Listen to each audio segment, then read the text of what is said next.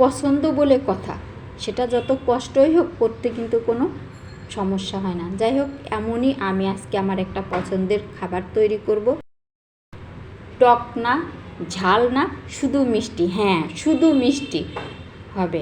দেখেন, আমি আমার পছন্দের আমগুলো নিয়ে এটা পরিষ্কার করে ধুয়ে ছালটা ছাড়িয়ে নিয়ে এই যে স্কোয়ার শেপ করে কেটে নিলাম। আর আজকে আমি আমার কাজের সুবিধার জন্য স্কোয়ার শেপ করে কাটছি। আর কাটা হয়ে গেছে, এগুলো আমি একটা পাত্রে নিয়ে নিলাম আর চলে যাচ্ছি হলো চুলায়। চুলায় আমি কাজের সুবিধার জন্য আগে থেকেই আমি জল দিয়ে রেখেছিলাম, আর এই জলটা হালকা একটু লবণ দিয়ে রেখেছি। এই কাজটা করার জন্য আমটা কিন্তু সিদ্ধ করতে হবে পরিমাণ মতো জল দিয়ে, বেশি জল হলে কিন্তু হবে না, যাতে আমটা সিদ্ধ হওয়ার পরে এর গায়ে গায়ে লেগে থাকে। এটাই হচ্ছে এর টেকনিক।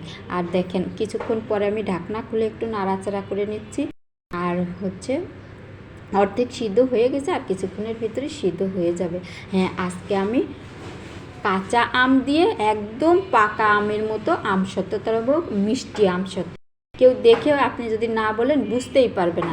এর ভিতরেই আমার ওই যে সিদ্ধ হয়ে গেছে, আমি ওই গরম থাকতে থাকতেই ম্যাশ করে নিয়েছি। আর অন্যদিকে আমি একটা চুলায় গুড় আর পরিমাণ একটু একটু জল দিয়ে জাল হতে দিয়েছি। আর এদিকে আমি যে পাল্পটা রেডি করে নিয়েছি সেটা দেখেন আমি একটা ছাঁকনি দিয়ে ছেঁকে নিচ্ছি, যাতে একটা স্বচ্ছ সুন্দর পাল্প রেডি হয়ে যায়।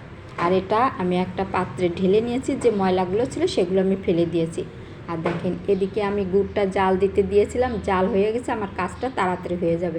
আর এই গুড়টার ভিতরেও কিন্তু কোনো জল থাকা যাবে না, একদম শুকনো শুকনো হতে হবে, তবেই না আমসত্ত্ব ঘরে শুকাবে, বাহিরে নয়, রোদ্দুর লাগবে না।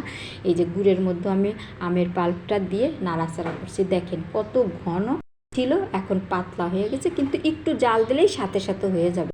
আমসত্ত্ব যারা আগে বানিয়েছেন কাঁচা আমের, এটা বানাতে যে কত প্যারা ছিল, হাতে ছিটকে ছিটকে কত সমস্যা হতো, কিন্তু এই পদ্ধতিতে কোনো সমস্যাই হয় না, আর এত তাড়াতাড়ি হয়ে যায়। দেখেন, একটু নাড়াচাড়া দিতে দিতেই ঘন হয়ে গেছে। এই যে কি সুন্দর কালারটা দেখাচ্ছে না, এর জন্য কিন্তু এখানে কিচ্ছু দেওয়া হয়নি, শুধু গুড় আর একটু হলুদ দেওয়া হয়েছে। আপনি যে কি খুশি হবেন এটা বানাতে পারলে। দেখেন, ওদিকে আমি নাড়তে নাড়তে এদিকে প্লেটটা রেডি করে নিচ্ছি, যেহেতু একটু বেশি তাই 2টা প্লেট রেডি করছি। আর রেখে দিলাম। এই দেখেন ঘন হয়ে গেছে, তখন কড়াই থেকে ছেড়ে ছেড়ে আসবে আর ঘন হয়ে যাবে, তখন নামাতে হবে। নামিয়ে নিলাম, প্লেটে ঢেলে নিয়েছি, সুন্দর করে আমসত্ত্বটা প্লেটে সম পরিমাণ সব জায়গা দিয়ে সেট করে নেব। এই যে সেট হয়ে গেছে দেখেন। আর এটা আমি এখন না ঘরেই শুকিয়ে নেব। কি যে সুন্দর হয়েছে। আর আপনি যদি কেউ আগেই বলছি যে না বলেন, তাহলে কেউ বুঝতেই পারবে না এটা কাঁচা আম না পাকা আমের। কি যে স্বাদ হবে এই মিষ্টি আমসত্ত্বটা।